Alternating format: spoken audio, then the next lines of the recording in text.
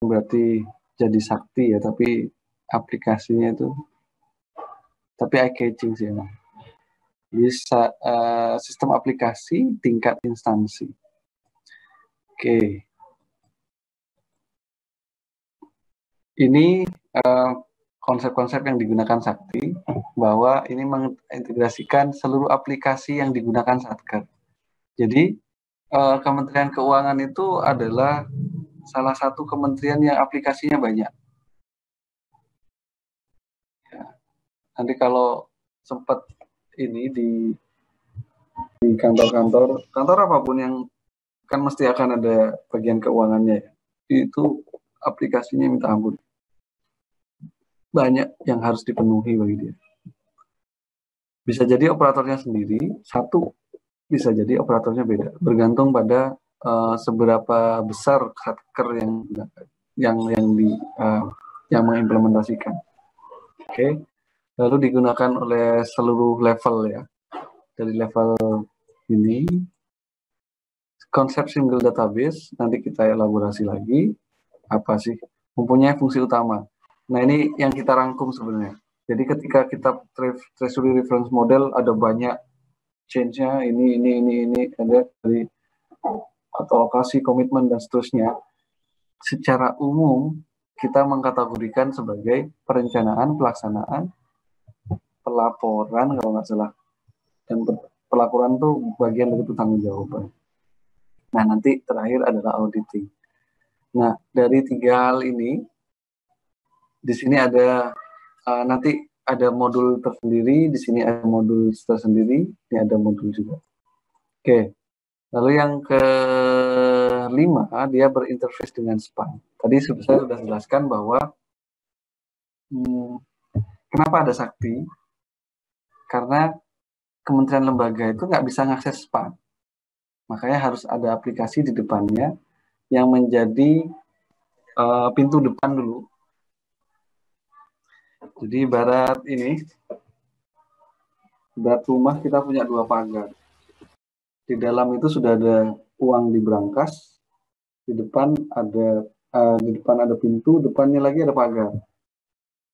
Nah, orang yang mau ngambil duit itu diambilin, yang mau ambil untuk pembayaran dari brankas yang ada di dalam rumah itu, dia tidak bisa sendiri masuk ke dalam rumah untuk mengambil lalu menghitung, lalu kan bisa jadi dia salah hitung, dia orang jahat sehingga diambil semua yang bukan haknya dan seterusnya. Makanya dibikin sistem orang yang mau melakukan pembayaran atau minta pembayaran kepada negara, dia berhenti di pagar. Lalu nanti orang Kementerian Keuangan yang mengambil dari brankas tadi, dia cocokkan berapa angkanya dan berikan. Jadi makna interface itu kurang lebih analoginya sama. Mana interface. Jadi dia nggak bisa ngakses langsung di sini. Tapi apa yang dilakukan dia di sana itu sebenarnya nanti digunakan untuk melakukan hal yang sama di dalam. Oke, lanjut. Ini modul-modulnya ada 8, mulai dari modul penganggaran, komitmen dan seterusnya. Kurang lebih hampir sama dengan apa yang di treasury reference model. Ini bagian dari perencanaan penganggaran. Ada perencanaan sama penetapan ya. Penetapan oleh DPR itu menggunakan ini, walaupun DPR nggak menggunakan ini. Lalu ini terkait dengan pelaksanaan, ya, proses pelaksanaan. Jadi ini proses pelaksanaan. Dan yang terakhir ini adalah pelaporan. Oke. Nah, Sakti sendiri sebenarnya itu merangkum dari aplikasi-aplikasi yang sudah ada. Ini aplikasi ini sudah 10 tahun. Mungkin 15 tahun ya, dari 2005 aplikasi ini ada. 25. Sebelumnya ada aplikasi lain. 2004 itu masih ada aplikasi lain. Sampai tahun 90-an itu ada. Ini pun sudah ada sebelumnya. Ini sudah ada sebelumnya. Namun kendalanya adalah adanya ini 1, 2, ini terpisah-pisah. Nah, maksud dari single database itu, fungsi dari setiap aplikasi ini dijadikan modul dalam satu aplikasi, sehingga database-nya itu menjadi satu di sini. Apa manfaatnya? Jadi pada tahun 2009, saya ada di DJA dan saya melakukan itu. Pada tahun 2009 ada pemotongan anggaran. Di sini 2009. Jelek banget tuh di sini. Ada pemotongan anggaran, di sini dipotong. Modul pembayaran itu kalau nggak salah ini, SAS ini ya, modul pembayaran. Nah, kita tadi kan punya analogi, punya tiga kuliah, makan, rekreasi. Di sini 200, di sini 200, di sini 600, anggap begitu ya. Nah, ketika kita melakukan pemotongan, yang makan itu dipotong menjadi 4. Padahal di sini, di pembayaran, dia sudah dibayar 5. Sehingga nggak matching gitu. Jadi nggak matching di sini. Kalau saldo saya tinggal 4, berarti saya sebenarnya sudah minus 1. Sudah minus 1 di sini. Nah, jadi itulah kendala kenapa dia disatukan. Kalau disatukan, ketika dia melakukan penghapusan, menurunkan pagunya di sini dia akan mendapat warning atau dia akan menerima warning dari sini, sehingga hal yang tadi tidak dilakukan. Oke, itu keunggulannya. Lanjut. Ini prinsip-prinsip dalam fitur SAP. Ada integrasi database, tadi sudah disampaikan, database-nya menjadi satu. Ada single point of entry, satu-satunya tempat untuk melakukan perubahan data, multi-user, multi-satker, jadi digunakan oleh banyak user, satu aplikasi digunakan banyak user. Lalu ada pembedaan kewenangan. Jadi jangan sampai tadi yang bikin, ada yang menginput, ada yang melakukan pemeriksaan, ada yang menyetujui. Jadi ini salah satu prinsip kontrol ketika kita bicara sistem informasi akuntansi ya. Dan selalu seperti itu, pemisahan fungsi dari siapa yang melakukan pengusulan, siapa yang menyetujui, dan seterusnya. Ada penerapan akses control list, ada kompatibilitas dengan SPAN, tadi sudah disampaikan bahwa dia selalu berkomunikasi dengan SPAN. Basis akuntansinya akrual secara transaksional, open close period. Jadi ada ada masanya, transaksinya itu tidak bisa dilakukan lagi. Transaksinya tidak bisa dilakukan. Lalu di sini ada locking transaksi, sama poinnya. Jadi ada periode-periode yang transaksi nggak bisa dilakukan, ada yang mungkin transaksi tertentu tidak bisa dilakukan pada secara sengaja di luar periodenya. Lalu periodenya 14 bulan ya. Ada 14 periode di dalam Sakti, 12 periode pelaksanaan anggaran dari Januari sampai terakhir. Lalu 1 periode penyusunan laporan, 1 periode audit. Oke. Lalu kembali tadi kan analogi yang kami sampaikan tadi terkait dengan ada orang mau ngambil uang di brankas. Jadi data yang dihasilkan oleh Sakti itu perlu karena berkaitan dengan transaksi keuangan, dia perlu ada security di situ. Dengan melakukan enkripsi, hashing, dan PIN ketika mengirim datanya, sehingga memastikan bahwa data yang dikirimkan, sebagai contoh permintaan pembayaran gaji pegawai semuanya. Jadi yang minta itu adalah orang-orang yang benar terotorisasi dengan adanya PIN. Dan datanya tidak bisa ditiru oleh sistem lain. Kalau bisa ditiru, kalau orang tahu PIN-nya dan seterusnya, dia bisa masuk. Yang terakhir adalah dia sebagai sebuah sistem informasi, dia menyimpan datanya, semua dari transaksi dan log-log dari tiap transaksi, siapa yang melakukan, kapan dikirimnya. Oke. Ini dia dijelaskan di PMK 159. Tadi sesuai penjelasan saya, periodisasi transaksi yang ada di Sakti yang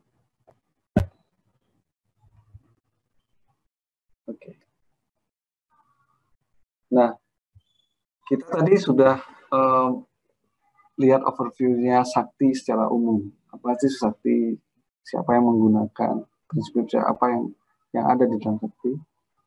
Sekarang kita mengenal modul apa saja yang ada di dalam. Kembali, modul itu harus dikaitkan dengan proses bisnisnya. Di siklus penganggaran di siklus APBN kita tahu tadi ada modul penyusunan, modul pembuatan komitmen, ada modul pembayaran, ada siklus pembayaran, ada siklus dan seterusnya sampai dengan pelaporan. Nah, ketika kita bicara modul penganggaran, itu modul yang pertama harus ada di dalam siklus ya. Jadi ketika modul penganggaran sudah ada, berarti transaksi selanjutnya itu bisa mengikuti. Nah, apa sih modul penganggaran itu? Jadi fungsi dari modul penganggaran adalah penyusunan rencana kerja, ya. Lalu termasuk di dalamnya menyusun usulan revisi rencana kerja. Jadi kalau di awal di tahun sebelum pelaksanaan dia membuat usulan rencana kerja. Ada yang sudah tahu RKA itu bentuknya seperti apa? Atau nantilah. Jadi sama dengan ketika kita bicara, saya mau mengusulkan tahun depan melakukan pembayaran gaji, lalu melakukan pembelian kendaraan, renovasi gedung, dan seterusnya. Hal-hal yang semacam itu dituangkan di dalam modul ini. Nah, sampai dengan dia disetujui untuk jadi usulannya disetujui untuk menjadi data pagu. Kembali, kalau anggaran yang disusun sudah disetujui, dia akan menjadi pagu. Ya. Nah, di tengah perjalanan, jika ada perubahan-perubahan, itu yang dinamakan dengan revisi anggaran.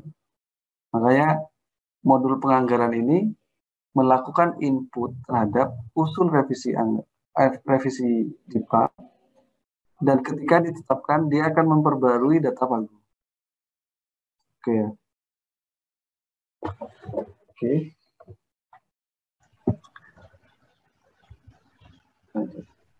Data transaksi dalam modul penganggaran itu kurang lebih ini. Belanja dan seterusnya. Estimasi pendapatan dan estimasi pajak. Kembali sudut pandang kita adalah satker ya. Satker itu satker dalam hal ini adalah satker yang menerima alokasi dana dari APBN. Oke. Selanjutnya modul kedua adalah modul komitmen. Modul ini bertujuan untuk mencatat aktivitas. Jadi ketika sudah kita punya pagunya, modul ini lebih mencatat bagaimana pagu itu digunakan. Jadi ketika kita melakukan kontrak kepada supplier, tadi kita bicara mau bangun gedung, mau beli kendaraan, nah itu kan ada proses pengadaan, ada proses. Nah proses-proses itu dilakukan di luar, tapi hasil dari proses itu dimasukkan sebagai input. Soalnya ketika kita sudah mendapatkan pemenang lelang, kita masukkan di situ. Nama suppliernya siapa, NPWP-nya berapa, lalu kontraknya bagaimana, lalu apakah nanti kalau sudah berkontrak dan barangnya sudah diterima, kita masukkan BAST-nya atau berita acara serah terima. Yang terakhir adalah kita punya data keuangan kan. Nah, konfirmasi capaian output lebih pada data non keuangan. Sebagai contoh, dalam pagu dikatakan bahwa Satker A punya dana 1 miliar. Oke. Nah, 1 miliar itu adalah untuk membangun jalan sepanjang 10 kilometer. Ya, 10 kilometer. Nah, konfirmasi capaian output ini lebih pada mengisi realisasi dari yang 10 km tadi. Jadi, ketika dibayar, progresnya itu udah berapa kilometer. Itu kurang lebih ya. Ini transaksi-transaksinya. Ya. Izin bertanya, yang modul penganggaran tadi boleh, Pak? Boleh. Tadi kan dia ada outputnya itu usulan revisi DIPA kan, Pak? Nah, itu kan usulannya itu pasti sebelum pelaksanaan ya, Pak ya? Itu ada batas waktunya nggak, Pak? Dia boleh maksimal menyampaikan usulan revisi DIPA-nya, Pak? Kapan, Pak? Ya, terima kasih, Pak. Ya, yang pertama gini. Penyusunan anggaran itu dilakukan sebelum tahun pelaksanaan. Contoh ya, sekarang teman-teman di Dirjen Anggaran sedang menyusun untuk tahun 2021. Ya, itu satu. Nah, revisi anggaran nanti ketika tahun 2021 di perjalanannya itu kita ada revisi anggaran. Jadi revisi anggaran itu dilakukan pada saat pelaksanaan. Contoh sekarang tahun 2020 ya. Mungkin ada yang ngusulin revisi di tengah jalan. Jadi sampai dengan bulan jadi Januari aja, ketika sudah Januari lalu dia tiba-tiba ada perubahan, bisa aja dirubah. Sampai kalau tidak salah itu di bulan November terakhir itu boleh dirubah. Karena yang Desember kan tinggal dilaksanakan, tinggal 1 bulan pelaksanaannya. Itu ya, Terima kasih, Pak. Pak, ini saya mengenai yang revisi anggaran, Pak. Kalau revisi anggaran di Satker itu berapa kali, Pak, maksimalnya dalam 1 tahun anggaran? Dan itu apakah akan dilaksanakan revisi menunggu beberapa satker atau satu satker saja bisa langsung direvisi, Pak? Oke. Jadi, ya, makasih ya. Jadi kalau berapa kali tidak ada batasan, lalu dia bisa revisi sendiri. Dia bisa revisi satu satker aja bisa. Bahkan merevisinya tidak harus ke Dirjen Anggaran. Bisa dilakukan jadi kewenangan revisi itu ada 3. 1, harus ke, sorry. Kewenangan revisi itu di pemerintahan ada 3. 1 ke DJA, 2 ke Dirjen Perbendaharaan Kanwil dan di PA. Yang ketiga adalah ke siapa namanya? Di dalam satker sendiri. Jadi dia bisa ngubah terserah dia gitu. Tapi kembali di dalam satkernya itu pun ada pembagian kewenangan. Nggak bisa operator ngubah-ngubah sendiri tanpa ada kewenangan dari, kan kita punya PPK, KPA dan gitu ya. Jadi itu. Jadi kembali tidak ada pembatasan berapa kali dirubah, nggak ada. Tapi yang jelas dia kan record dengan adanya pengusulan itu. Oh, berarti bebas berapa kali asal tidak melebihi pagu juga ya, Pak? Benar. Ya. Terutama itu pagu yang diikat tuh pagunya. Baik, Pak. Iya, siap, Pak. Makasih. Sama-sama, itu bagus banget pertanyaannya. Nanti kita elaborasi lagi ya. Mungkin di tengah akan ketemu masalahnya itu. Oke, tadi saya sudah sampai di, ini komitmen untuk mencatat apa yang kita adakan dan sampai dengan sebelum pembayaran. Jadi barang kalau di APBN itu ada ketentuan bahwa kita tidak boleh membayar sebelum barang diterima. Jadi barang diterima dulu baru dibayar. Nah, ini prosesnya dari penentuan supplier ya. Lalu kita menandatangani kontrak, biasanya ini dalam satu waktu. Setelah beberapa lama, ketika mau menuju pembayaran, barang sudah diterima dulu. Ya. Modul ini berarti berhenti dia, selesai. Oke, modul bendahara sama sebenarnya dengan modul pembayaran, tapi ini adalah penata usahaan, penerimaan dan pengeluaran negara yang melalui bendahara. Ini kita harus belajar TUP sama UP, TUP, LS. Ada yang pernah belajar itu? Mata kuliah lain pernah dipelajari nggak? Pernah, Pak, di Akom. Akom ya? Akom, oke. Ya udah. Berarti saya nggak perlu menjelaskan ke sana gitu. Jadi sepanjang uang itu kan, sudah saya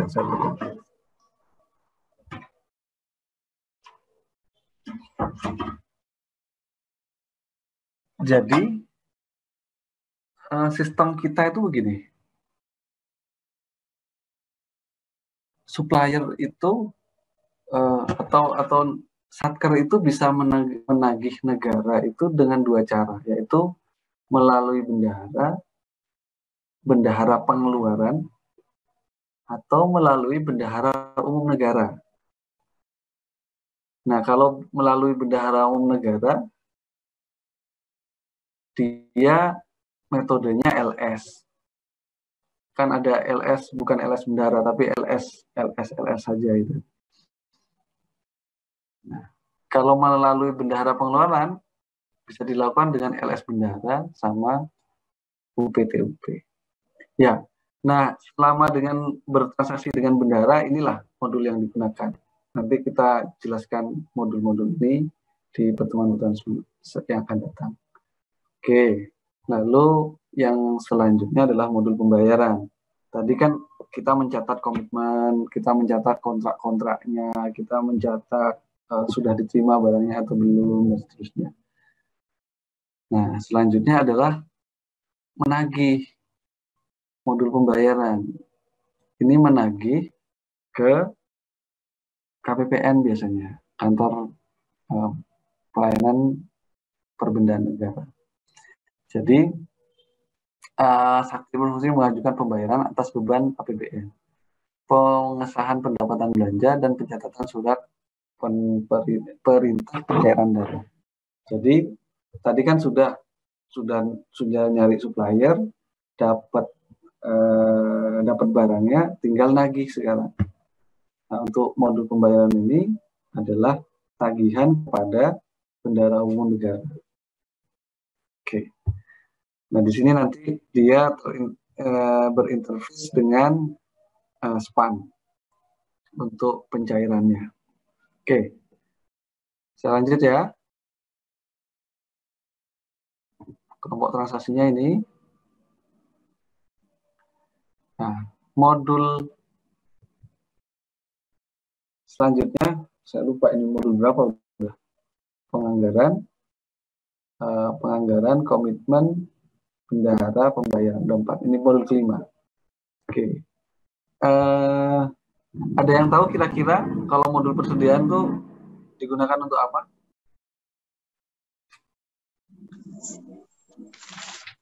Dan kasih contoh ya. Jangan takut salah. Untuk pembuatan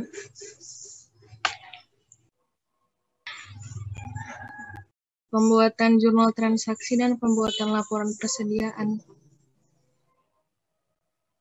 Pembuatan jurnal transaksi dan laporan persediaan. Oke. Kira-kira bentuk transaksinya apa? Transaksi persediaan itu apa? Bisa. Kegiatan pencatatan dan metode penilaian gitu Pak. Pembelian, transaksi masuk, keluar, opnam fisik. Oke. Gitu, Pak. Iya. Oke, makasih.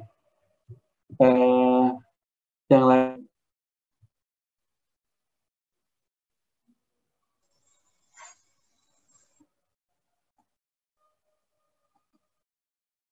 Ada yang lain? Hibah, Pak. Hibah apa?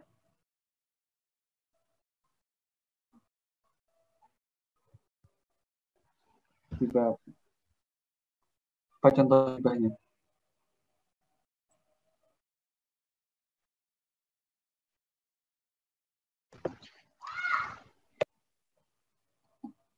Jadi gini, persediaan sebagai contoh sebenarnya kayak contoh kita membukukan barang habis pakai yang belum terpakai. Itu contoh. Itu kan barang persediaan. Apa bedanya dengan aset? Ada yang tahu? Benar. Iya. Aset tetap ya, beda dengan aset tetap. Kok aset? Kalau aset didepresiasi mungkin, Pak. Baik. Iya. Jadi perbedaannya di situ. Dari sistem ini mencatat untuk barang yang habis pakai tadi. Apa contohnya? Ya contoh klasiknya kan ATK sama ini, ATK spidol apa segala macam. Enggak. Memang secara uang dia keluar. Jadi kalau di transaksi uang kan ada kas keluar ya. Semuanya kita beli kertas. Setelah transaksi kan pada saat beli kan kita sudah terima barangnya kan, sudah terima barangnya. Oke. Jadi di modul komitmen atau pembayaran sudah terbayar itu barangnya. Tapi barangnya kan nggak langsung habis pada saat itu, tapi tersimpan. Kita nggak mungkin lah kalau secara kantor lalu beli cuma selembar 2 lembar. Kan mestinya berem-rem kan, stok selama sebulan. Itu yang kita beli. Nah, stoknya itulah persediaan. Nah, yang lebih ekstrim lagi mungkin ini terimplementasi untuk stok peluru, stok rudal, yang sebiji itu mungkin bisa jadi ratusan juta. Jadi rudal itu sekali ditembak 100 juta hilang gitu. 100 juta hilang. Jadi selama dia di gudang, secara uang sudah terbeli, sudah habis gitu. Secara uang sudah habis. Tapi secara barang dia ada barangnya, masih ada barangnya. Jadi itulah mungkin nanti teman-teman jika masuk ke daftar APK itu mikirnya seperti itu. Sebentar. Kok keluar?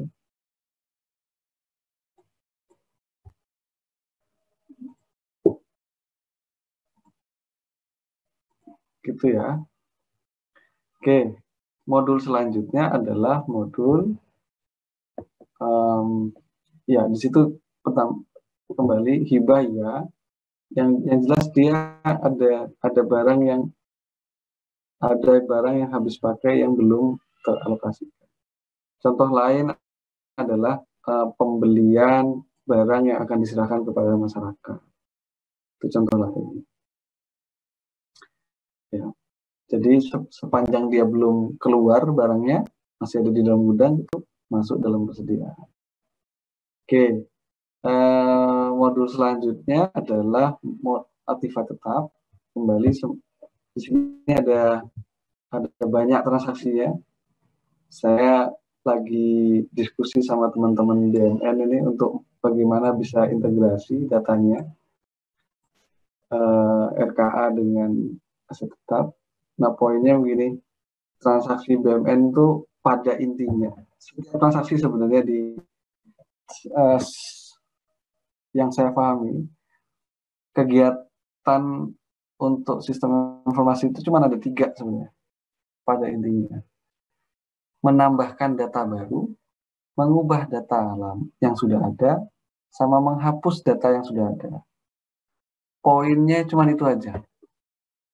Semua transaksi yang ada itu seperti itu. Nah, yang BMN ini dia nambah aset. Ketika kita melakukan pembelian, dia nambah aset. Ada perolehan aset. Atau ada perubahan aset. Ubah letak, ubah nilai, ubah macam-macam. Ya. Lalu ada penghapusan. Kalau dia rusak, perubahan itu bisa ubah status, rusak, baik, dan seterusnya. Lalu penghapusan bisa jadi ya menghapus dari daftar aset yang kita punya. Nah, di bahan yang sudah disampaikan di Google Classroom, belum ada catatan ini. Kalau saja ada yang nanya, nih KDP itu apa, ATR apa? Jadi BMN itu barang milik negara, KDP itu konstruksi dalam pengerjaan, dan ATR itu aset tetap renovasi. Jadi kalau di akuntansi pemerintahan mungkin kita belajar heavy pada jurnal-jurnalnya. Ini heavy pada menu apa yang digunakan untuk itu. Jadi kalau transaksi KDP mungkin barangnya belum jadi ketika kita bukukan itu. Atau barangnya tidak jadi dalam 1 tahun. Kan beda kalau kita seandainya beli bangunan dengan bangunan baru. Berbeda kan ya. Kalau beli bangunan, mungkin bangunan atau beli mobilnya saat beli mobilnya sudah ada. Mobilnya itu sudah tersedia. Gitu. Kita mungkin beli sekarang bisa pakai sekarang juga ketika sudah lunas bayar. Tapi kalau membangun gedung, ketika kita menetapkan pemenang bangunan gedung, mungkin gedung itu akan butuh waktu 6 bulan setidaknya. Jika dalam 6 bulan itu dalam 6 bulan proses itu kan berarti ada cut off bulannya. Nah, itu mungkin terkait dengan konstruksi dalam pengerjaan.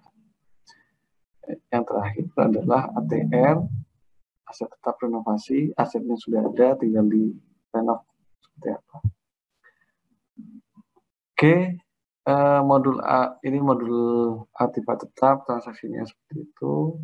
Lalu ada modul piutang untuk mencatat piutang negara, piutang negara yang diwakili dari Satker itu. Piutang terlalu banyak ininya, dan mungkin ini salah satu modul yang masih dalam tahap pengembangan karena probisnya masih bergerak. Oke. Nah, yang terakhir adalah modul GL dan pelaporan. Nah, ketika kita bicara tadi proses-proses di sebelumnya, modul General Ledger dan pelaporan adalah merangkum dari semua transaksi yang dilakukan di setiap modul. Ya. Modul anggaran memproduksi data pagu, akan menjadi sisi pagu dalam LRA. Lalu modul pembayaran menghasilkan data realisasi anggaran menjadi sisi realisasi dalam LRA. Itu sebagai contoh. Dan mungkin akan ketika dia menambahkan aset akan bertemu pada neraca dan seterusnya. Modul inilah yang memproduksi itu. Oke, sampai dengan saat ini kita masih punya 1 menit terkait dengan modul-modul di Sakti. Terakhir mungkin ini terkait dengan monitoring di Sakti, tinggal dibaca-baca. Poinnya adalah semua transaksi yang dari modul-modul itu bisa dimonitor di sini. Yang menggunakan bisa siapapun, pihak internal bisa, pihak eksternal atau pembinanya bisa, bahkan di pengelola sistem juga bisa. Oke. Sampai dengan saat ini kita berhenti dulu ya. Jika ada pertanyaan, silakan langsung dimasukkan di WA Group. Kita kembali lagi 3 menit ke depan. Terima kasih. Terima kasih, Pak. Siap, Pak. Masuk, Pak. Iya, Pak. Basis kas. Jadi gini, kalau yang saya pahami, transaksi di SPAN itu ada 2. Satu posting dan tidak posting. Model komitmen itu berkontribusi terhadap realisasi. Ibarat begini, gimana ya?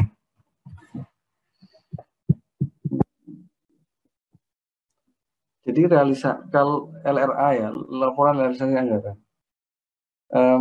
Saya nggak tahu mana yang basis atau mana yang accrual, tapi tadi sudah dikonfirmasi LRA yang basis kas. Iya, Pak. Ya, jadi kalau laporan realisasi anggaran berarti berapa pagunya, lalu berapa realisasinya. Nah, realisasi di situ adalah realisasi yang sudah dibayarkan. Kasnya sudah keluar. Sedangkan laporan operasional dalam transaksi yang sama itu adalah LRA plus rencana pembayaran yang masih belum dibayarkan. Jadi sebagai contoh gini ya, contoh apa ya, pembangunan gedung atau pembangunan gedung. Gedung itu kan dibangun nggak mungkin dalam sebulan atau sehari jadi. Dia butuh setidaknya ada 6 bulan. Nah, ketika 6 bulan ada dana di anggaran itu di pagu ada anggaran sebesar 1 miliar untuk pembangunan gedung. Nah, suatu ketika ada pemotongan anggaran. Ini kayak semacam sekarang ini contoh yang paling bagus. Saya sudah mengalaminya tahun 2000 berapa? 9 tadi saya sudah cerita. Secara real, kas belum ada yang keluar untuk membayar 1 miliar. Tapi sistem memberikan informasi bahwa dana 1 miliar tadi tidak boleh potong. Kenapa? Sudah ada di modul komitmen masalahnya, sudah ada kontraknya, dan itu tinggal nunggu penyerahan barangnya selesai, baru dibayarkan. Nah itu mungkin bagian dari LO. Dia secara cash belum keluar, tapi ada yang terutang kepada, ada komitmen yang harus dibayar nantinya. Gitu ya, Pak Febri. Tapi itu saya harus pastikan di transaksinya, apakah seperti itu. Nah itu yang selama ini kami punya kendala di validasi. Saya yang men-set validasinya. Jadi selama ini kami dikasih data realisasi yang berbasis kas. Jadi kita potonglah dana itu kan, kita potong dana itu. Yang tadi 1 miliar itu punya dana, pas mau dibayar soalnya kita melakukan pemotongan di bulan ketiga, bulan Maret. Dia sudah berkontrak di bulan Februari dan baru selesai di bulan Juni, Bapak ya. Nah pas bulan Juni dia minta pembayarannya, mana? Ternyata pagunya sudah dipotong. Loh, jadi yang saya bangun selama ini nggak bisa dibayar dong. Jadi gitu. Jadi dengan accrual basis dipastikan bahwa hal-hal yang terutang itu yang sudah jadi komitmen. Dia belum keluar uangnya, belum keluar secara real SP2D-nya. Ya jadi kan SP2D kan? Iya Pak, sudah. Iya Pak. Belum terbit SP2D-nya. Tapi sudah ada komitmen untuk membayar nanti kalau seandainya gedungnya udah jadi. Ya. Oke, ini pertanyaannya bagus-bagus nih. Pertanyaannya bagus-bagus. Terima kasih Pak.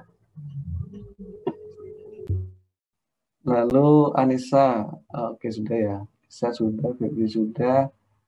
Namira, izin bertanya open closing period. Berarti apakah ada batasan transaksi baru fitur ini bisa digunakan? Maksudnya gimana nih, Namira? Open closing, ya. Kalau saya tuh mikirnya kalau transaksinya tuh udah misal ada batasannya transaksinya segini gitu Pak. Terus nanti udah gak bisa melakukan transaksi itu lagi. Itu tanggal atau besaran? Besaran. Besaran. Oh, oke. Enggak. Kalau di kita kayaknya tidak ada batasan besaran transaksi, tapi ada batasan periode transaksi. Ya, yang dibatasi itu bukan kayak kita transfer maksimal 10 juta, enggak seperti itu. Tapi batasan kapan kita bisa transfer. Jadi open closing period itu gitu. Jadi kalau di slide berapa itu tadi? Slide 14. Jadi ketika dia sudah tutup buku, transaksi yang belum masuk di dalam situ dianggap sebagai transaksi di periode selanjutnya. Oh iya, paham Pak. Terima kasih Pak. Oke, sama-sama. Biasanya kalau belanja nggak seperti itu, nggak ada ceritanya seperti itu. Tapi kalau untuk pendapatan ada, sering seperti itu. Oke, Mon Sakti apakah termasuk bagian DCT atau bagian terpisah? Terpisah. Dan untuk saktinya semua bisa memakainya dan untuk saktinya dan semua komputer bisa memakainya atau hanya komputer yang sudah diatur saja. Oke, nanti saya jelaskan ya Mas Farhan ya.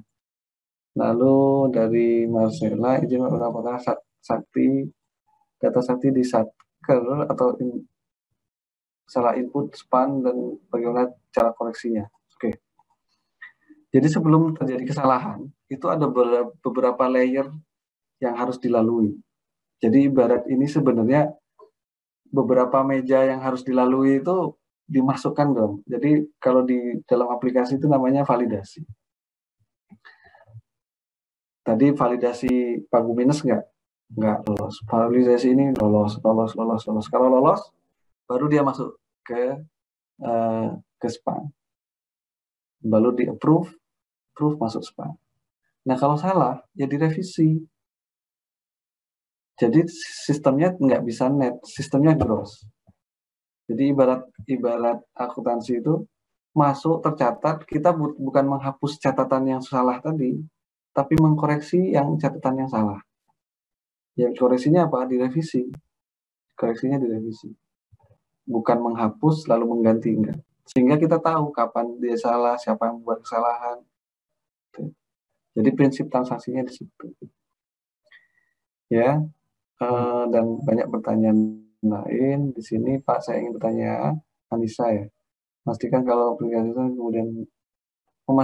aplikasi Sakti kemudian SPAN ini kan satu, bukan, artinya apakah ada kegiatan konsolidasi data? Siap. Kembali, karena dia interface, tidak ada konsolidasi lagi. Jadi dia otomasi ya. Hanya saja berkaitan dengan pertanyaan yang sebelumnya adalah untuk masuk ke dalam SPAN, dia ada proses validasi. Bahkan ada level user kan, ada yang mengusulkan, yang melakukan pengecekan, lalu yang terakhir melakukan persetujuan. Yang melakukan persetujuannya itulah yang membuat data SPAN berubah. Ya, yang melakukan persetujuan itu yang membuat data SPAN berubah. Nah, makanya proses itu dijaga. Yang mengusulkan bukan yang menyetujui. Yang mengusulkan dan yang menyetujui beda orang. Dibantu sama yang ngecek. Oke.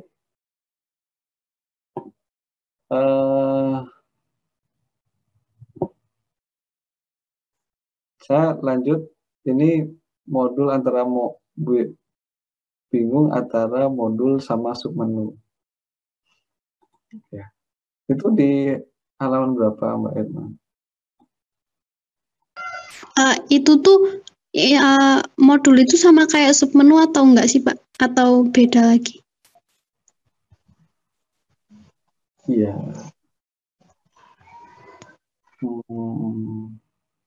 Di dalam modul ada menu. Tapi gini, ibaratnya ginilah, sama dengan bagaimana kita membicaranya ya. Kalau kita satu proses itu satu modul, satu proses itu satu modul, sehingga di dalam modul itu ada menu-menu, menu rekam, menu ubah, menu. Di dalam menu ada submenu lagi. Tergantung sekompleks apa sih perubahan proses-prosesnya. Kok nggak ada ya? Ini. Okay. Ya. Modul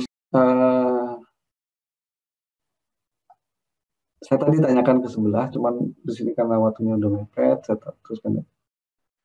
Ada Sakti versi desktop, ada versi web. Ini masalah teknologi aja. Secara fungsi nggak ada perbedaan.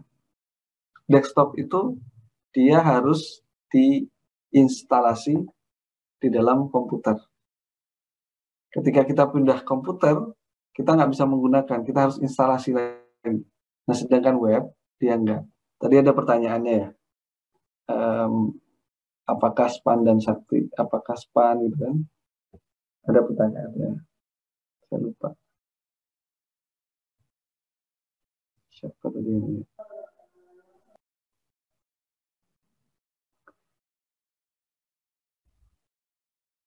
Oke, saya lupa, chatnya di atas. Pokoknya begitu ya, kalau desktop itu dia terinstalasi dulu, harus disiapkan, kita lakukan perekaman di situ.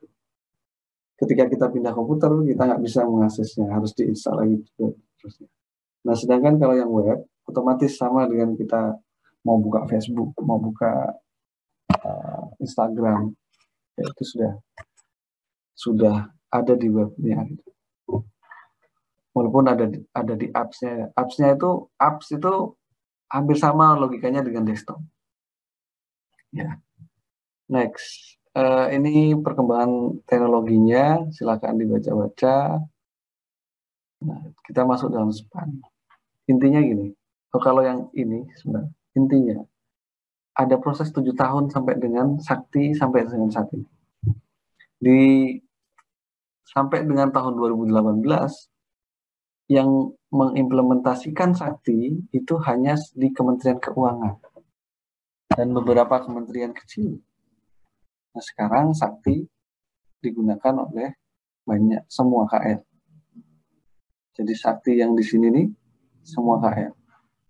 Yang sebelah kanan ini semua KL. Sedangkan di sini hanya beberapa KL. Yang dia termasuk KL-KL yang dulu di awal-awal mengimplementasikan sakti. Termasuk Kementerian Keuangan ada di sini. Sehingga migrasinya harus dipikir ulang. Oke. Selanjutnya terkait dengan SPAN. Kalau tadi kita bicara aplikasi yang digunakan oleh kementerian lembaga, kita sekarang lanjut pada aplikasi yang digunakan oleh Kementerian Keuangan selaku BUN. Ini dasar hukumnya. Jika sempat baca-baca, mungkin yang lebih relevan adalah 11 dan 12 tadi. Urutan yang terbawah itu. Oke, SPAN itu adalah sistem terintegrasi seluruh proses yang terkait dengan pengelolaan APBN, meliputi modul penganggaran, pembayaran, penerimaan, modul kas, dan modul akuntansi dan pelaporan. Jadi yang muncul pertama kali itu SPAN, walaupun sakti sudah muncul, tapi yang implement pertama kali itu SPAN. Dan kita melakukannya dengan merubah banyak proses bisnis. Nanti saya jelaskan. Lalu sistem informasi yang menggabungkan beberapa fungsi. Oke, sudah digabungkan ya. Menggabungkan, prinsipnya sama dengan sakti sebenarnya. Dia satu database, apa segala macam. Cuman penggunanya terbatas. Kembali ini ibarat sistem teller, sistem yang digunakan teller untuk mengeluarkan uang di bank. Ya.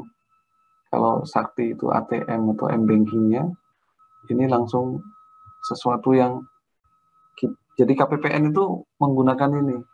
KPPN itu menggunakan SPAN ini. DJA itu menggunakan SPAN untuk memastikan bahwa data-data yang pagu itu sudah benar. Yang diusulkan itu sudah benar. Oke. Lalu ini tujuan dari SPAN. Silakan dihafalkan, nanti keluar. Oke, sasarannya yang jelas gini. Ada otomasi di situ. Jadi kalau saya sebelum jadi pegawai itu, pada awal-awal jadi pegawai saya dikasih dosen saya. Saya nggak tahu sekarang masih ngajar atau enggak ya. Jadi dulu untuk penyusunan laporan keuangan itu semua pimpinan kementerian lembaga diteleponin sama Kementerian Keuangan. Saldo kamu berapa sih sekarang? Saldo kamu berapa? Semua. Dan saya pernah jadi bendahara. Saya jadi bendahara. Dan saya mencatat pembukuan itu dengan buku. Bahkan waktu itu saya tanya, kalau saya catat dengan Excel boleh nggak? Waktu itu sudah ada Excel. Oh, nggak bisa, harus dengan buku karena aturannya bilang buku. Oke, nggak apa-apa. Jadi terbayang gitu, bagaimana merangkum semua transaksi yang ada di negara ini menjadi laporan keuangan pemerintah. Nah, dengan adanya SPAN itu kita bisa mengotomasi proses itu. Jadi sejak dari dia membuat anggaran sampai dengan pelaporan kan ya. Bahkan dulu ada anggaran tanpa dokumen DIPA itu cair itu. Jadi hanya satu surat itu menandakan tolong dibayar ke sini, itu cair dari kas negara. Itu dulu sekali. Dan ketika sudah cair, kita lupa tadi nyairin ke siapa ya gitu. Yang penting di situ ada tertanda presiden, tertanda siapa, tertanda siapa. atas mandat presiden dan seterusnya itu. Jadi nggak. Nah, proses-proses itu diotomasi dengan adanya SPAN. Sebelumnya juga sudah terotomasi. Dan ini menjadi lebih baik sehingga semuanya menghasilkan ini. Kapan itu diajukan, kapan ini dasar pengajuannya apa, itu tercatat semua. Nah, makanya dia menghasilkan audit dengan baik. Oke ya.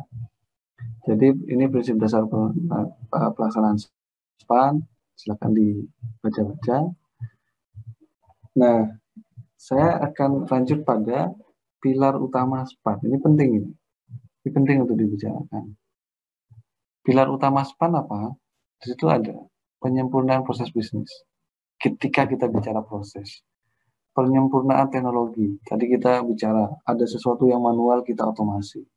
Ada sesuatu yang tidak terintegrasi kita integrasikan. Ada yang terpisah-pisah kita satukan dan seterusnya. Nah, lalu ada aspek people dengan manajemen keuangan. Nah, pertanyaan saya, kenapa manajemen keuangan menjadi penting dalam implementasi adalah menjadi pilar utama SPAN? Ada yang bisa bantu?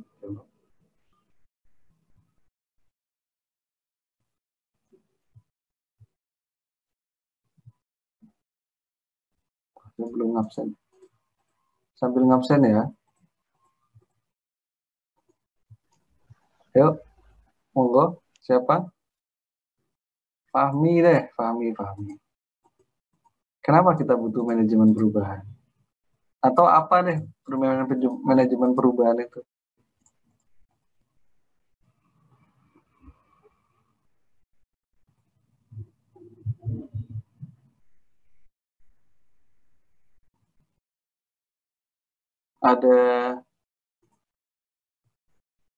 Ada yang mau jawab?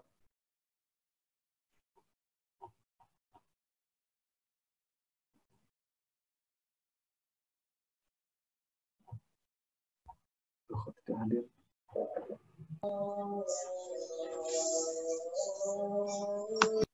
Siapa?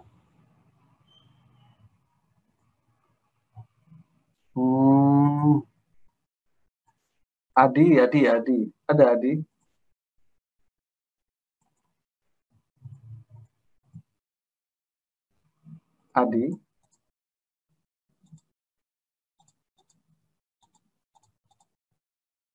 Adi ada?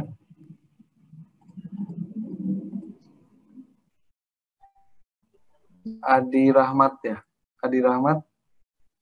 Silakan. Apa itu manajemen perubahan? Kenapa itu penting? Masalah ya Pak, mungkin ya Pak. Ya.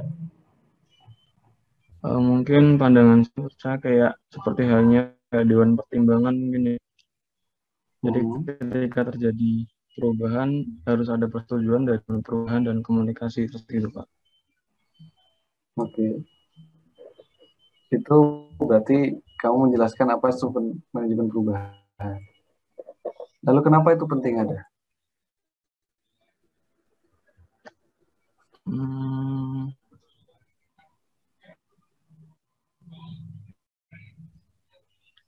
Mungkin agar tidak ini Pak, seperti udah direncanakan persetujuan agar tidak offside gitu loh Pak, dari pagu yang udah ditentukan. Hanya APB mungkin.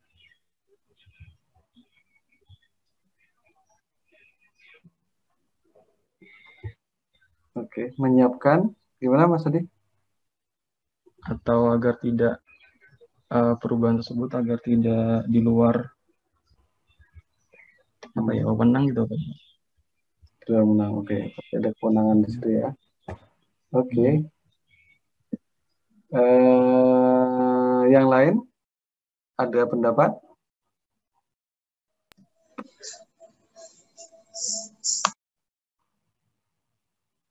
Saya mau nanya ini. Putri yang satunya lagi. Putri Mandasari ya.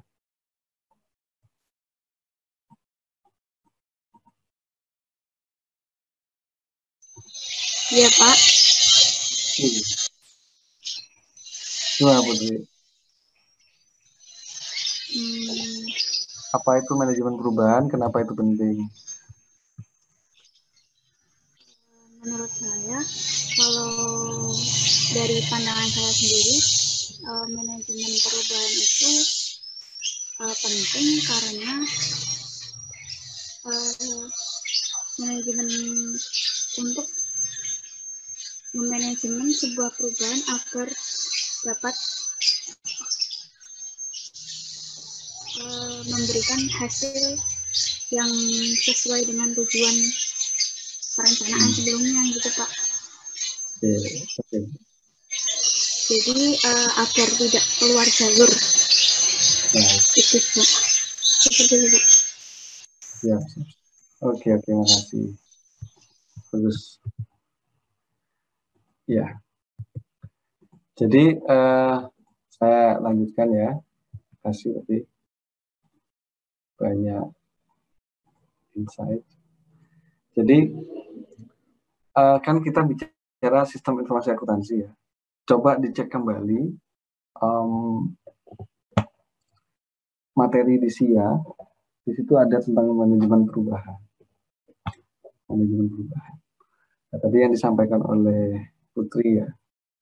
Putri lumayan bagus. Dan jadi bahwa manajemen perubahan itu penting agar tercapai tujuan. Jadi sebagai contoh gini. Kalau kita membangun sistem, apalagi sistem informasi, yang saya katakan bahwa membuat otomasi dari suatu proses bisnis itu tidak hanya terkait dengan membuat aplikasi saja. Sebagai contoh gini, kita bikin sistem agar kita bisa kuliah online, agar kita bisa bikin sistem agar antrian bisa dibuat lebih gampang, kita nggak perlu ngantri gitu. Jadi poinnya gini, saya sepakat dengan ini Mbak Putri bahwa ketika kita membuat sistem, mau implementasi sistem, kita harus pay attention juga terhadap orang yang terpengaruh terhadap sistem itu. Jadi setiap ada perubahan itu mesti ada yang suka, ada yang nggak suka. Ada yang suka, ada yang nggak suka. Ada yang nulis pakai tangan kiri? Enggak, Pak. Enggak bisa. Oke. Berarti kita biasa nulis dengan tangan kanan, berarti kan ya? Sekarang, kalau saya minta tulis dengan tangan kiri, kira-kira apa yang Anda rasakan? Kesulitan. Susah, Pak. Dia udah perasaan ini. Ada perasaan terancam sebenarnya. Kalau apalagi ini. Nah, untuk pembuatan sistem ini, saya berada di situ. Saya 2007 itu proses sudah berjalan. 2007 saya pindah, dan di situ digembar-gemborkan bahwa akan ada proyek ini, ada proyek SPAN, ada proyek perubahan lah di Treasury. Nah, salah satu yang digambarkan pada saat itu, nanti akan ada pengurangan pekerjaan dan permintaan perubahan, permintaan pensiun dini untuk 7.000 pegawai. Jumlah pegawai pada saat itu kurang lebih 16.000. Jadi kurang lebih hampir separuhnya ya. Dengan kata lain itu akan dipensiunkan dini. Nah, kalau sudah seperti itu, bisa jadi kan orang terancam ya, sistem ini Terancamnya bisa jadi bukan karena pekerjaannya akan dia lagi tidak ada pekerjaan lagi. Bisa jadi karena kalau menggunakan teknologi, nanti saya termasuk seseorang yang tidak bisa mengikuti. Dan waktu itu pegawai di KPPN, seingat saya itu udah sepuh-sepuh. Makanya penting untuk manajemen perubahan juga dipikirkan. Di awal itu sudah dilakukan proses penyempurnaan proses bisnis. Jadi proses-proses yang tidak menambah value dalam change-nya itu, dalam rangkaian prosesnya itu dihilangkan, di bypass dan seterusnya, sehingga kita mendapatkan proses yang sangat efisien. Lalu dengan adanya teknologi, semua yang nggak mungkin menjadi mungkin, menjadi lebih cepat, prosesnya lebih cepat dan seterusnya. Nah, ketika dua hal ini dikombinasikan, manusianya itu harus disiapkan, harus di training, harus di macam-macam. Karena kalau tidak dilakukan itu, gagal semuanya. Yang bisa di training siapa? Rata-rata yang kalau seandainya kita mau mendidik orang, jangan yang 5 tahun kemudian dia akan pergi dari tempat itu. Jadi harus mulai dari yang muda. Karena apa? Nanti kontribusi dia dalam operasional sistem itu akan lebih panjang. Jadi kalau kita melatih orang yang 2 tahun lagi akan pensiun, nanti ya pas di awal-awal susah banget ininya, udah ongkosnya udah terlalu banyak ini. Pas sudah dia canggih, sudah pensiun. Nah itu, makanya kembali. Oke, keunggulan SPAN di sini ada otomasi, aktual, BBP-MJF, single database, ada notifikasi. Jadi kalau ada ini sudah ada validasi. Jadi untuk kondisi tahun 2020 ini sesuatu yang gampang sekali mungkin ya. Tapi ketika tahun itu 2009, 2010 itu sesuatu yang nggak dipikirkan, nggak terpikir gitu, nggak terpikir oleh kita yang ada di sini. Oh gimana caranya? Ini harus ngambil data di sini, di situ. Tapi jadi selesai. Nah, user defined report, jadi tinggal user mau menggunakan report seperti apa itu bisa dibentuk. Dulunya kita bicara less paper. Sekarang sama sekali mungkin tidak ada paper yang tidak ada kertas yang digunakan. Yes, syukur dengan adanya pandemi jadinya kalau seperti itu. Oke, ini mungkin gambaran dari database yang ada. Dulunya terpisah-pisah gitu kan, dari KKL, DIPA, lalu SP2D, manajemen kas dan seterusnya, sehingga ketika ada perubahan di sini, ketika ada perubahan di proses DIPA, di proses manajemen, di proses yang lain tidak terinfokan. Dengan adanya single database di sini, ketika ada proses di sini, yang lain terinfokan. Ya kan? Oke. Ini gambaran ini sama dengan siklus kita di awal. Cuman saya lebih suka gambar ini sebenarnya untuk menggambarkan sistem. Di sini ada siklus penyusunan. Ini probisnya banyak, dan mungkin akan menjadi bahan kita di minggu depan. Bahan untuk kelompok minggu depan. Lalu ada manajemen DIPA, ini bagian dari sini. Oke. Lalu ada komitmen dan seterusnya ya. Dan seterusnya sampai dengan laporan keuangan. Oke.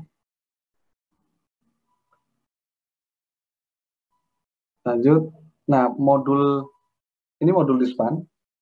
Ada perbedaan antara modul di SPAN dengan modul di Sakti. Kalau diperhatikan, jadi kalau nggak salah itu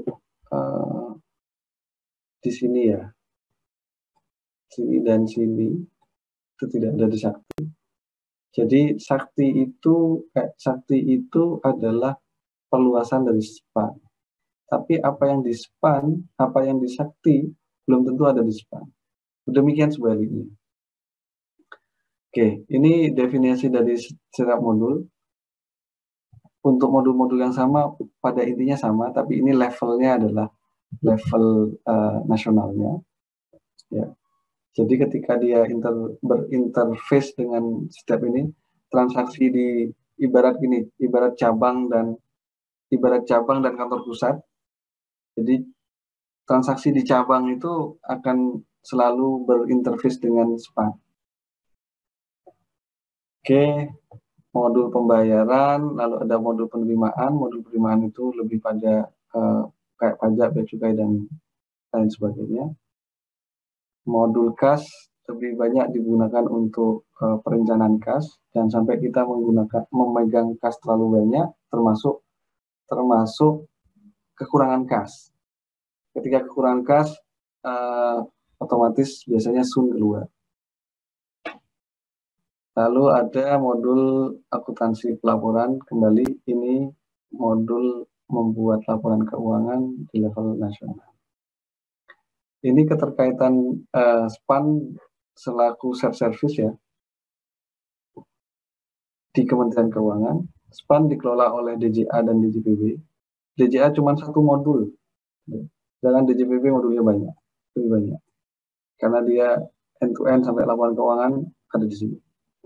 Nah, di sisi penerimaan ada DJA, saya tambahkan ini ya, yang dikirim kemarin ada kurang, saya tambahkan ini. Ada DJP, ada DJPC. Lalu di sisi aset ada DJKN. Di sisi utang ada DJPPR. Ini jadi DJPPR. Nah, semua transaksinya dirangkum di sini. Dan kembali ini sakti yang digunakan oleh satker yang sangat banyak. Ya, selebihnya silakan dibaca portal span fungsinya untuk apa.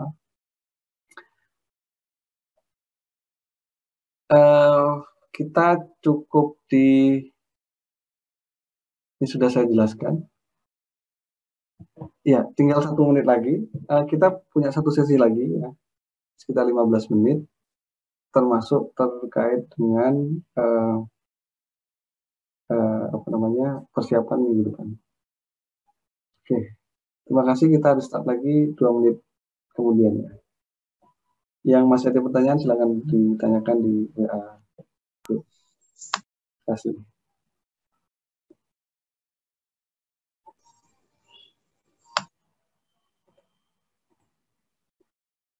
Kelompok sebanyak 3 orang. Tiap kelompok, berarti ada 10 nanti, ada 10 kelompok yang nanti akan presentasi di setiap pertemuan depan.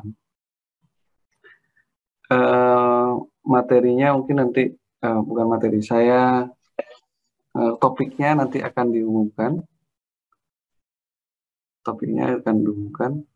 Tolong dibuatkan Mbak Anissa mana?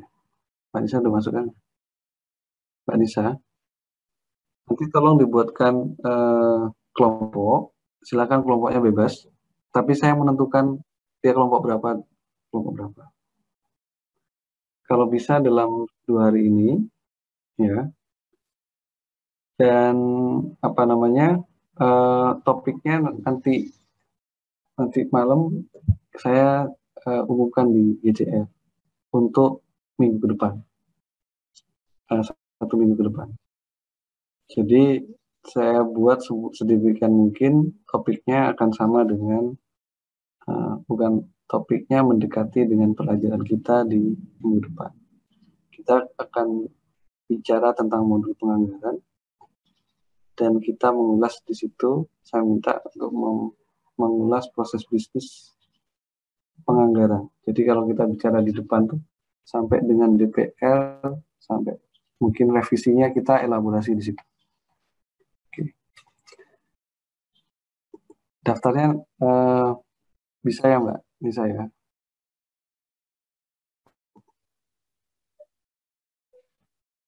10 kelompok. Tiga orang ya. Terima kasih. Lalu ya, saya lanjut. Saya kayaknya kelebihan di sini. Maksudnya bukan kelebihan sedikit. Dan seterusnya kembali. Saya dalam ngajar tuh selalu pakai analogi ya.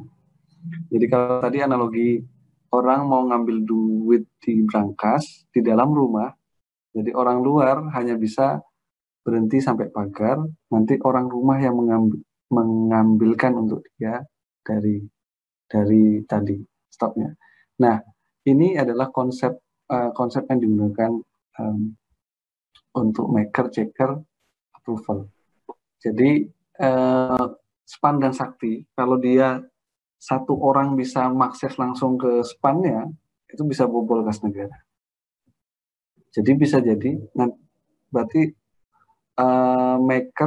maker, checker, approval itu ada di sakti, maker, checker, approval pun ada di sisi spannya.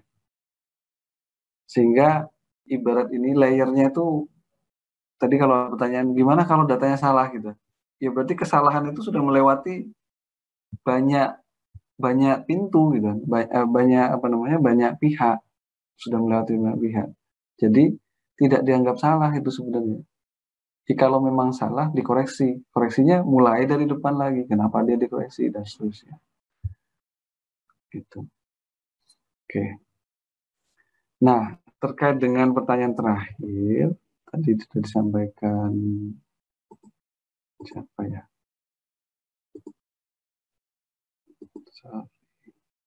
Saya udah share screen-nya ya? Ini Eli ya. Eli. Ya, jadi span sakti itu kurang lebih ya, ini mungkin gambaran kasarnya. Kalau detailnya mungkin lebih ribet lagi. Tapi secara high level mungkin seperti ini. Jadi di sini kan, jadi ada penerbitan DIPA. Ini yang dilakukan oleh DJA. Ini yang dilakukan ini. Jadi dasar kita dasar kita membuat bayar, kalau DIPA-nya nggak ada, nggak bisa bayar, nggak bisa lanjut ke sini. Ya.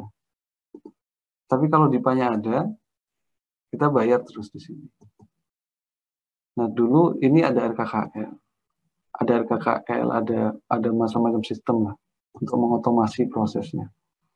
Nah, intinya kalau dia bisa melakukan perubahan data di sini, di paling atas ini, jadi kalau dia bisa, kalau ada pihak yang bisa melakukan perubahan di sini, dia bisa melakukan, ini kan penerbitan SP2D itu adalah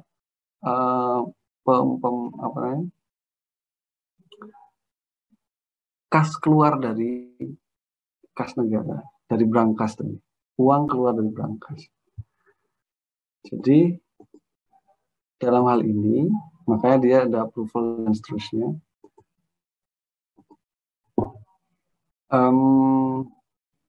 Ini ada di span, ini ada di sakti. Jadi ada di span yang berinterkoneksi dengan sakti ya ini ya, semacam ini ya. Ya. Ini modul pembayaran nih, modul pembayaran sampai dengan penerbitan SP2D. Saat tagihan, saat dia SPP udah tercatat utang. Itulah accrualnya di situ. Saat ini, jadi saat SPP dibuat ada utang. Mungkin belanja pada utang. Ketika dibayar kas, berarti kas pada utang. Utang pada kas. Tinggal dibalik, jurnalnya tinggal dibalik. Sehingga secara umum di sini adalah belanja pada kas. Gitu. Nah, data kayak modul apa namanya? Modul bendahara itu kan nanti ujung-ujungnya ke sini juga. Bikin SPP dan SP2D. Bikin SPP dan SPM, modul bendahara. Modul bendahara itu kan pada dasarnya, kalau saya boleh berpendapat, nanti teman-teman bisa ini ke dosen yang dari DJBP. Modul bendahara itu sebenarnya sama dengan modul pembayaran biasa atau modul lainnya, tapi dia hanya membantu tata bukunya bendahara. Kan tadi kita bilang jalurnya pembayaran tuh dua, LS sama UP ya, LS sama UP. Nah, selama LS dia nggak melalui bendahara, makanya mungkin seperti ini. Ketika dia UP atau LS bendahara, dia kayak belok gitu kan, kayak belok, tapi kembali nanti dia ke sini lagi. Jadi, dia akan terbit SPP untuk replenish dari stoknya yang ada di bendahara. Lalu ketika terbit SPM dan SP2D, dananya dipakai ada di kantongnya bendahara lagi, bendahara kecil, bendahara pengeluaran tadi. Oke, saya pikir itu sementara pengenalan terkait dengan sapaan dan stati. Silahkan selama 10 menit ke depan dibaca-baca dulu bahan ini.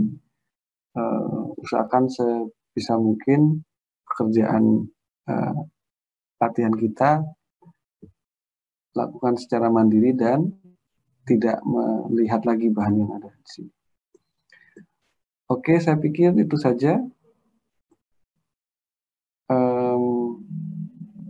perkuliahan kita di siang ini. Terima kasih atas pertanyaan yang luar biasa hari ini. Dan saya tutup.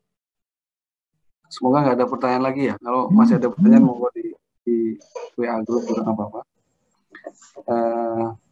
Saya ucapkan terima kasih atas perhatiannya. Wabillahi taufiq wal hidayah. Wassalamualaikum warahmatullahi wabarakatuh. Selamat sore.